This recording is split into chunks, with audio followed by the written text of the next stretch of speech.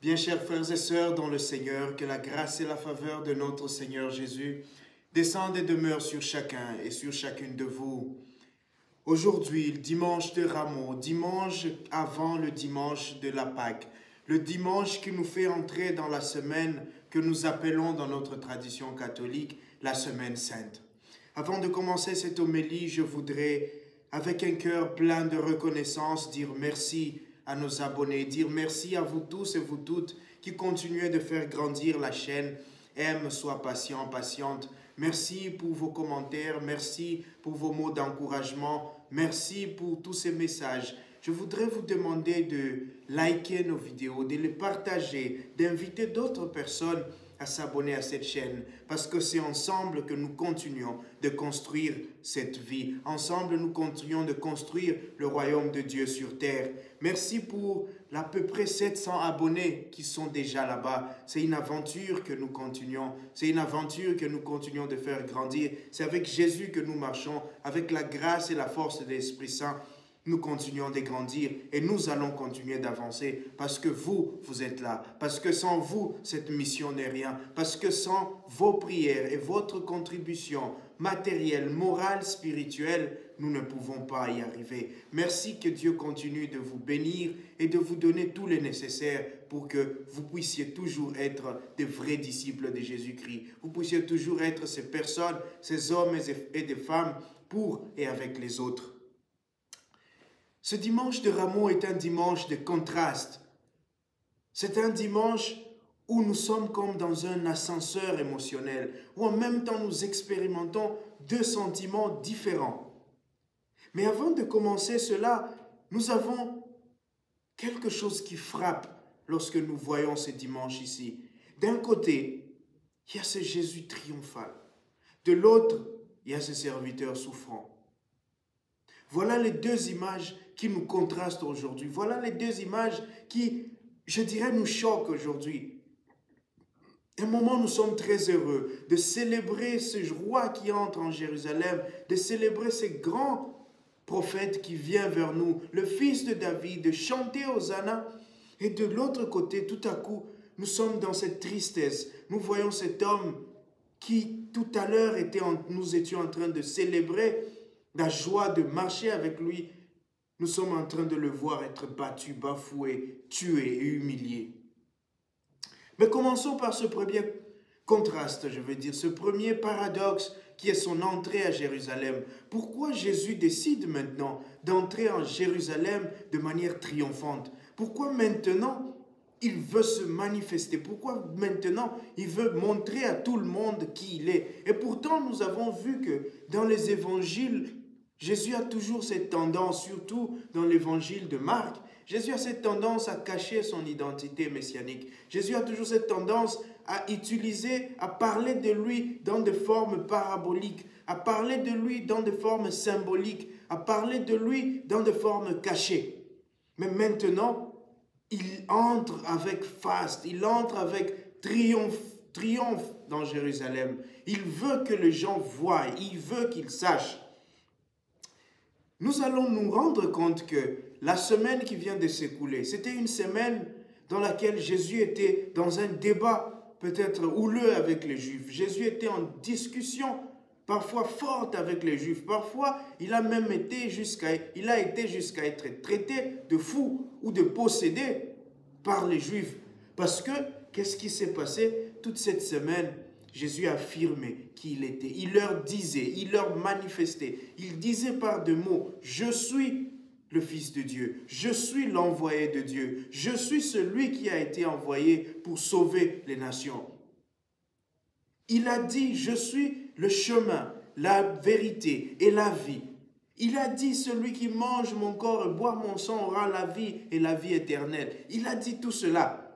Mais les Juifs n'ont pas compris. Beaucoup ne l'ont pas compris.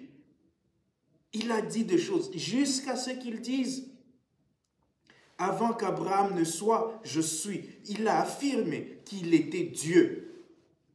Et c'est là où les Juifs ont voulu vraiment le lapider. C'est là où les Juifs ont décidé, et surtout les chefs, les pharisiens et les autres, les prêtres, ont décidé que cet homme, il doit mourir. Cet homme, vraiment, si nous le gardons comme ça, il y aura des problèmes. Et l'évangile d'aujourd'hui, du samedi, je veux dire, nous a rappelé ce débat entre Caïphe et son Sanhédrin, et son conseil, où il se disait, mais cet homme ici, il fait des grands signes, il fait des grandes choses, mais si nous le laissons continuer, qu'est-ce qui va arriver? On risque de nous tuer. Qu'est-ce qui va arriver? Les Romains risquent de nous attaquer, de détruire le temple, de détruire notre nation. Ce qui est absurde parce que comment est-ce que les Romains vont détruire la nation parce que cet homme fait du bien? Au fait, les prêtres, les chefs des prêtres, ils étaient plutôt jaloux. Ils voyaient comment le peuple était en train de partir. Le peuple était en train de les quitter pour aller vers Jésus. Et à la fin de l'évangile, les gens se posent la question. Parce qu'il y avait un mandat d'arrêt lancé contre Jésus. Que tous ceux qui voient cet homme l'amènent. Que tous ceux qui... Jésus était devenu un danger public.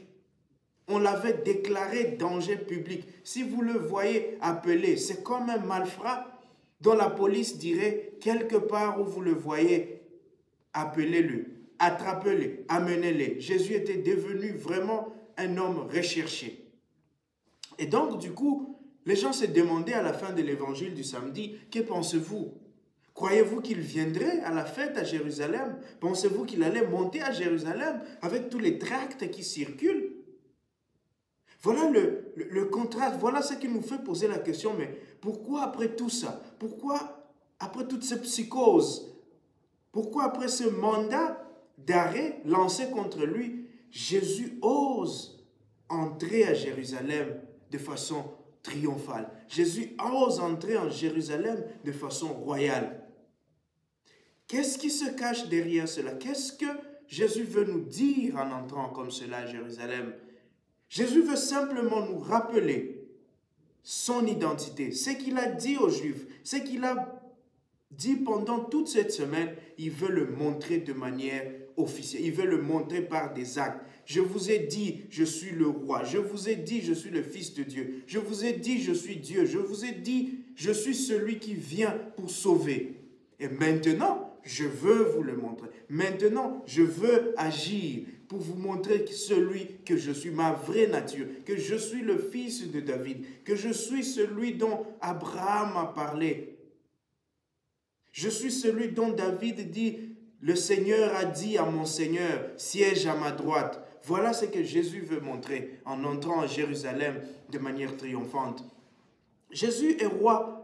Mais son entrée à Jérusalem va nous montrer qu'il est un roi différent, qu'il est une autorité différente. Jésus entre à Jérusalem, il est monté sur un ânon, même pas sur l'âne, sur un âne, le petit de l'âne.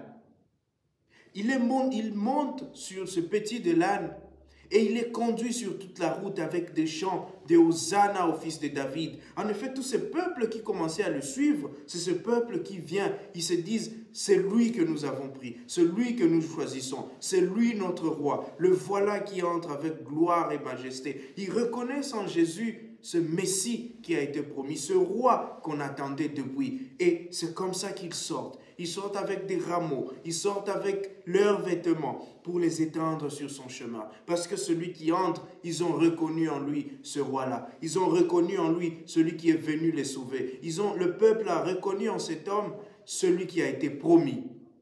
Pourquoi? Parce que Jésus n'était pas seulement celui qui mettait de l'oie sur les dos, sur les épaules du peuple. Jésus était celui qui... Jésus était celui qui adoucissait le poids qui meurtrissait leurs épaules. Jésus était celui qui allégeait le poids qui meurtrissait les épaules de son peuple. Il était celui qui compatissait à la douleur de son peuple. Il était celui qui sauvait ceux qui étaient en détresse, celui qui donnait à manger aux affamés. Et le peuple se reconnaît en cet homme-là. Et c'est pourquoi le peuple vient l'accueillir. Parce que Jérusalem, comme nous le savons, c'est la ville du roi. Et lorsque le roi vient à Jérusalem, on vient l'accueillir. Et pourtant, nous voyons encore ici une fois cette colère, cette rancœur des pharisiens qui demandent à Jésus, demandent-leur de se taire. Parce que les pharisiens venaient déjà d'une réunion où ils s'étaient dit que mais cet homme, il va nous créer des soucis avec les Romains. À cause de cet homme, les Romains risquent détourner leur confiance parce qu'ils vont voir que le peuple a un nouveau leader, quelqu'un avec qui on doit parler. C'est lui qui maîtrise le peuple. Et Jésus leur dit, si eux se taisent, les pierres vont crier. Parce que celui qui entre ici, c'est le roi. Celui qui entre ici, c'est Dieu lui-même. Celui qui entre ici, c'est le Créateur. Toute la création va l'adorer. Toute la création va chanter pour lui. Et nous sommes dans cette joie. La liturgie d'aujourd'hui nous met dans cette joie de voir enfin notre Messie, il est là. Celui que nous avions entendu, celui pour qui notre cœur languissait, il est là. Et tout à coup, il y a comme un changement. Comme on dirait dans la musique du Congo, il y a comme un changement de fréquence. Nous passons 360 degrés à une autre manière de voir. De cette joie extrême, de ces chants de Hosanna, de ces chants victorieux, nous passons à une tristesse sans nom. Nous passons à la passion. Nous passons à la souffrance. Nous voyons c'est Jésus qui était monté sur un âne, qui a fait trembler Jérusalem. C'est lui qui a mis en ébullition toute une ville. Beaucoup de gens autour de lui, beaucoup de gens en train de chanter. Regardez-le maintenant. Seul, délaissé par tout le monde, bafoué, frappé, humilié. Et je pense que même le soldat qui le frappait, il lui disait, si tu es roi, dis-nous qui t'a frappé. C'est parce qu'ils avaient vu comment il est entré. Et ils lui disent, regarde, on se moque de toi.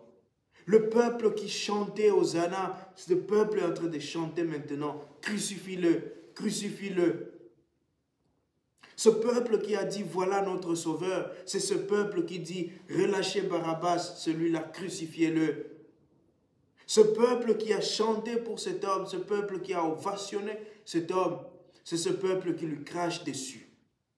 C'est ce peuple qui le conduit à la mort. C'est Jésus qui a marché sur des vêtements, sur des rameaux. C'est Jésus qui a marché sur cette allée triomphale de Jérusalem. Le voilà qui prend la route de Golgotha. Le voilà qui prend la route de la croix. C'est Jésus qui était monté sur un âne, qui était assis sur un animal confortablement. Le voilà qui porte maintenant une croix sur lui. Le voilà qui porte maintenant un bois de la croix. De porter, il est devenu porteur. De roi, on l'a humilié, il est devenu malfrat. De populaire, il est devenu solitaire. Et il va être solitaire jusqu'à la mort. Il va marcher, il va souffrir jusqu'à sa croix. Et le cœur du celui qui est spectateur, je dirais, ce cœur est meurtri. On est passé d'une joie extrême à une souffrance extrême. On est passé d'une allégresse à une mélancolie, à une souffrance, à une tristesse, à des pleurs. Là où on entendait des cris de joie, maintenant on entend des larmes de douleur. Là où on entendait les coups de bras qui applaudissaient, ici on entend les claquements de fouet qui tombent sur le dos, qui tombent sur le corps de quelqu'un. Et la question c'est pourquoi?